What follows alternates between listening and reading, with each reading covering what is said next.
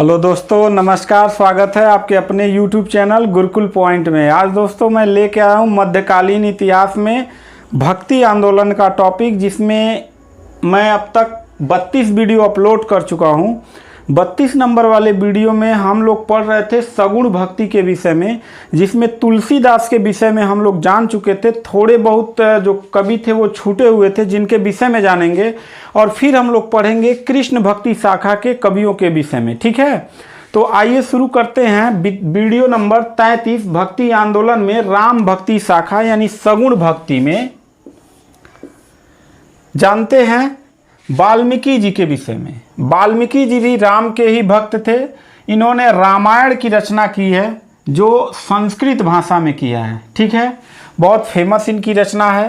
रामानंद की रचना राम आरती है, नाभादास की रचना भक्तमाल है, केशव दास की रचना रामचंद्रिका है, नरहरि दास की रचना पौरुषय रामायण है, अग्रदास की रचना राम भक्त मंजरी और रामाष्टयम है, रामाष्टयम। ठीक है, ये छूटा हुआ टॉपिक था जो सगुण भक्ति का था, जिसमें तुलसीदास जी काफ़ी फेमस हैं, राम भक्ति शाखा के कवि।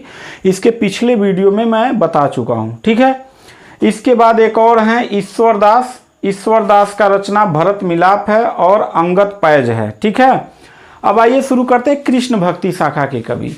यानी कृष्ण भक्ति शाखा मतलब इसमें किसका पूजा किया जाएगा, किसकी मूर्ति रख के? कृष्ण भगवान की। ठीक है, इसके प्रमुख प्रवर्तक जो हैं वो वल्लभाचार्य हैं। कौन है? वल्लभाचार्य हैं। और इनके प्रतिनिधि कवि माने जाते हैं सूरदास। यानी सूरदास जी इसमें कृष्ण भक्ति शाखा में सबसे मेन कवि में इनकी गिनती होती है। सूरदास जी के विषय में समझते हैं। इनका जन्म 1478 ईस्वी में रुनकता नामक ग्राम में हुआ था। इनके गुरु जो थे वो वल्लभाचार्य थे। ठीक है, इन्हें पुष्टि मार्ग का जहाज कहा जाता है। याद रखिएगा, एक क्वेश्चन बहुत बार पूछा गया है कि पुष्टि मार्ग का जहाज किस कवि को कहा जाता है भक्ति काल के? तो सूरदास जी को कहा जाता है। अष्टछाप कवि कहा जाता है। प्रमुख 8 कवियों का जो मेन प्रमुख कवि है उनको अष्टछाप कवि कहा जाता है, जिसमें 8 का नाम याद रख लीजिए, इस कॉम्पिटिटिव एग्जाम में पूछे जाते हैं। सूरदास, कुंभन दास, गोविंद स्वामी, नंददास, कृष्णदास, छीत स्वामी, परमानंद दास और चतुर्भुज दास। ये कुल 8 लोग हैं, 3 ऊपर 3 नीचे और 2 यहाँ पे 8 है। ये 8 जो हैं अष्टछाप कवि माने जाते हैं। इसको रट के याद कर लीजिएगा, एग्जाम में ये बार बार पूछा जाता है।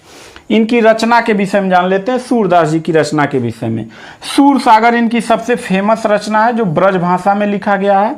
साहित्य लहरी है। इसके बाद सूर सरावली है, भ्रमर गीत है, गोवर्धन लीला है, नाग लीला है, सूर संग्रह है, सूर पचीसी है। ज़्यादातर इसमें सूर लगा हुआ रहेगा तो समझ जाएगा कि सूरदास जी का है ना। सूर मतलब अंधा व्यक्ति को कहा जाता है। इनके विषय में ये बचपन से अंधे थे या बाद में अंधे हुए हैं, इसके बारे में बहुत अपवाद है। तो सूरदास जी अंधे थे, इसीलिए इनका नाम पड़ गया था सूरदास। ठीक है, फिर कृष्ण भक्ति शाखा में जो है रसखान के विषय में प्रेम वाटिका इनकी रचना है। सुजान रसखान है, दान लीला है। इसके बाद रहीम है, इनकी रचना रहीम रत्नावली है। इनको अब्दुल रहीम खाने खाना कहा जाता है। बैरम खां के क्या थे? पुत्र थे, और यह अकबर के नवरत्नों में शामिल थे। नरोत्तम दास इनकी रचना एक है, सुदामा चरित्र। ठीक है, और इसके बाद 2 और छूट रहे हैं। श्री भट्ट हैं जो कृष्ण भक्ति शाखा के, इनकी रचना युगल शतक है। कुंभन दास हैं जिनकी रचना फुटकल पद है। ठीक है दोस्तों, तो भक्ति आंदोलन के कृष्ण भक्ति शाखा, राम भक्ति शाखा पूरा कंप्लीट हो चुका है। इसके पहले निर्गुण भक्ति में ज्ञानाश्रयी शाखा के कवि, प्रेमाश्रयी शाखा के कवि टोटल मैं पढ़ा चुका हूँ। अब हम लोग आगे जानेंगे। यहाँ पे भक्ति आंदोलन और सूफी आंदोलन खूब चलता है और यह इनके विषय में है। आगे हम लोग विजयनगर साम्राज्य के विषय में समझेंगे और बहमनी साम्राज्य के विषय में समझेंगे। और उसके बाद जो है अगला टॉपिक आएगा आपका मुगल सल्तनत। ठीक है, तो मिलते हैं नेक्स्ट वीडियो में। तब तक के लिए थैंक यू, धन्यवाद।